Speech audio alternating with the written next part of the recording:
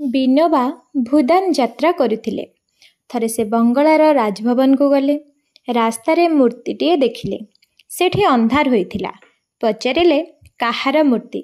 କେହି ଜଣେ ଅଜାଣତରେ କହିଦେଲା, ମହାତ୍ମା ଗାନ୍ଧୀଙ୍କର। ବିନୋବାଜୀ ଶ୍ରଦ୍ଧାପୂର୍ବକ ନମସ୍କାର କଲେ, ପ୍ରଦକ୍ଷିଣା କଲେ, ତାପରେ ଆନନ୍ଦର ସହିତ ଆଗେଇ ଗଲେ।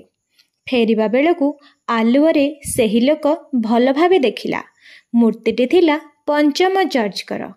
ବିନୋବାଙ୍କୁ ସେ କହିଲା, ମୋର ଭୁଲ ହୋଇଗଲା। ଯେଉଁ ମୂର୍ତ୍ତି ମୁଁ ଗାନ୍ଧିଜୀଙ୍କର ବୋଲି କହିଥିଲି, ସିଏ ତ ଆମକୁ ଦାସ କରିଥିବା ପଞ୍ଚମ ଜର୍ଜଙ୍କର। ବିନୋବା କହିଲେ, ଠିକ୍ ଅଛି, ତୁମର ମନ ଖରାପ କରିବା ଉଚିତ ନୁହଁ। ମୁଁ ପ୍ରଥମ ଥର ପ୍ରଣାମ କଲାବେଳେ ସେଥିରେ ବାପୁଙ୍କର ପବିତ୍ର ଆତ୍ମା ବିଦ୍ୟମାନ ଥିଲା। ମୁଁ ସେଇ ଭାବ ନେଇ ପ୍ରଣାମ କଲି। ଫଳ ଭାବନା ଅନୁସାରେ ହୋଇଥାଏ। ସେ ସମୟରେ ମୋର ଭାବ ଯେପରି ଥିଲା, ମୋତେ ସେହି ପ୍ରକାରର ଫଳ ମିଳିବ। ଧନ୍ୟବାଦ।